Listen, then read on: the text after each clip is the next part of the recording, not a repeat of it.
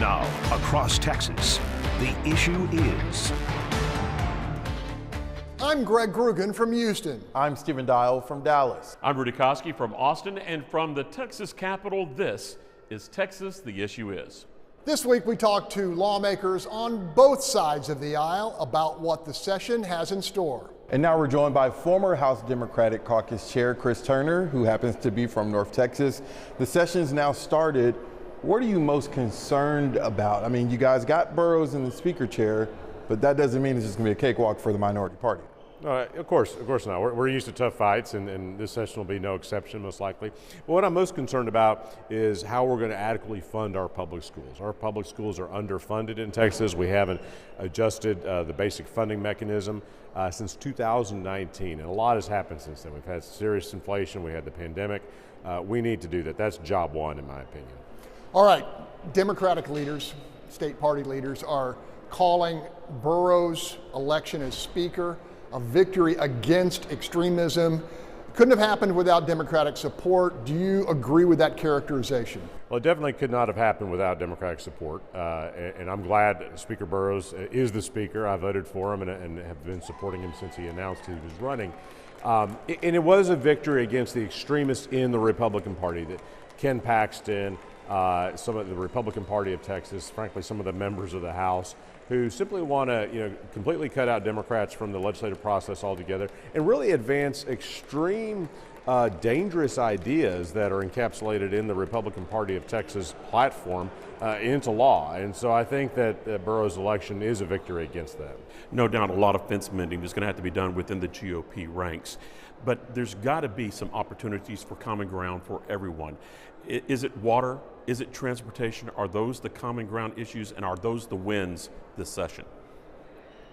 I think those have the potential to be common ground issues. Historically, we have come together in the House around water issues and on transportation issues, so hopefully we can do that again. But I will tell you, I'll go back to what I said a minute ago, public education is the top priority, and I hope there can be bipartisan buy-in on giving our public schools the support they need. But you talk about that, and that's going to be the big fight because of school choice, ESAs, whatever that's going to be, devil's in the detail. Can you support any type of universal plan? Yeah. Well, look, I think the people who are opposed to vouchers, including myself, continue to be strongly opposed to private school vouchers. And I'll tell you, the people who support vouchers, and it's not a big majority in the House, it's a narrow majority, they're all over the place in what they support.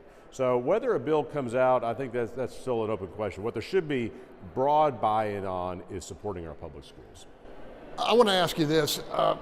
Talk to your colleague, Ann Johnson. She says that states who have adopted vouchers are having buyer's remorse because of the cost. Is that a legitimate argument? It absolutely is. Representative Johnson is exactly right. If you look at what's happened in Arizona, in Florida, in a number of other states, what they have seen, one is that the people using vouchers predominantly are already sending their kids to private schools. So it's not really getting a lot of new people into private schools. But there's major accountability concerns. There's cost containment concerns that the programs are ballooning out of control in terms of cost and becoming a big budget driver that was unanticipated.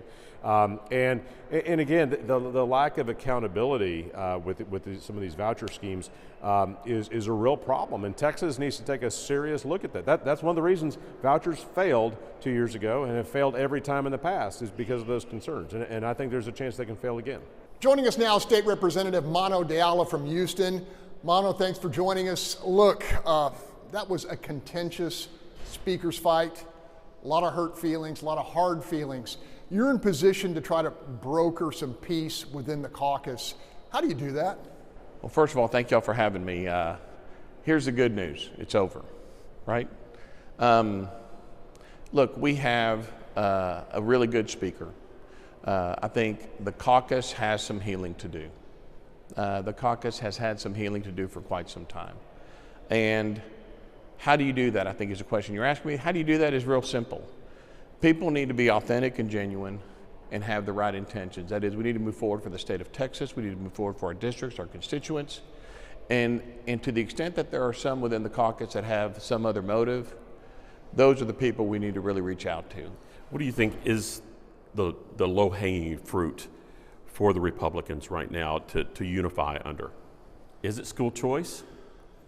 Well, first of all, I think school choice will be a unifier, but I don't think you can name one thing. It's not one thing. Again, the difference between these people, even in the speaker vote, there wasn't a policy difference. There wasn't a more conservative, less conservative. It was more style and more respect for the institution. People that want the institution to perform a certain way, to act and behave a certain way, and another group that wanted the institution to behave a different way. And I think that was really more of the conflict between the two sides. It wasn't policy, it wasn't ideology. We have a very conservative House, at least the Republican caucus is very I hear that, but if you listen to the GOP party leadership, it's rhinos versus us. How do you heal that, and how do you get the party leadership to back off? So I think your question is, what do you do with that messaging from the Republican Party? That is the Republican Party of Texas, that organization. It's unfortunately that they say what they say. It's unfortunate that they parrot those things. It's false. And for me to say, Republicans, you really need to question what's coming out of the mouth of the leader of the Republican Party of Texas, no one ever wants to say that.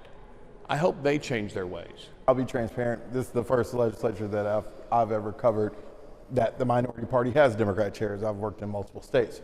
But the uniqueness of Texas having Democrat Party chairs, why is that so important to end? I'm sure you guys will be having a healthy debate about that next week. So there are a number of ways. I mean, the idea is the minority party has a voice, a real voice. The majority party governs, right? So it's what does that voice look like? And that voice has looked a certain way in the form of Democrat chairs.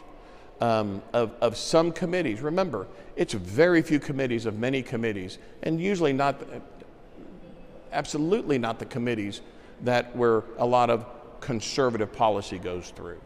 Every time I hear a story about this conservative policy was, or conservative bills are being shut down because of Democrat chairs, all I have to do is say name one, and then it gets very quiet. So again, I think that time is coming to an end. But the minority party still has to have a voice, and how that voice reflects and represents, we'll see this session. Certainly an interesting conversation. My word for that is abyss, as in staring into the abyss. Greg, you got a word for that? Ooh, Rudy, I was going to go apocalyptic, but I'll just go carnage. Oh, my word, sacrifice. The Fox Texas Trio will be right back. The Fox Texas Trio is back. I'm going to drive the car for this so these guys can talk. What do you make of the start? Was it enough fireworks for you? Oh man, I mean, Burrow's election was a colossal defeat for some of the most powerful Republicans in Texas. Dan Patrick and Ken Paxton put a lot of chips on the table to get their speaker candidate in, and they got taken to the woodshed. The biggest winner, Dade Phelan, the outgoing speaker. I mean, Paxton and Patrick went after Phelan in his home district, lost there. Phelan picks his choice for a successor. They come after him in the speaker's race and get crushed. I mean, you know, they got hammered this week. What do they do next? Do they continue to throw gasoline on the fire? We'll see. What do you thought? I agree with Greg, and I think this is the reason why my word was abyss.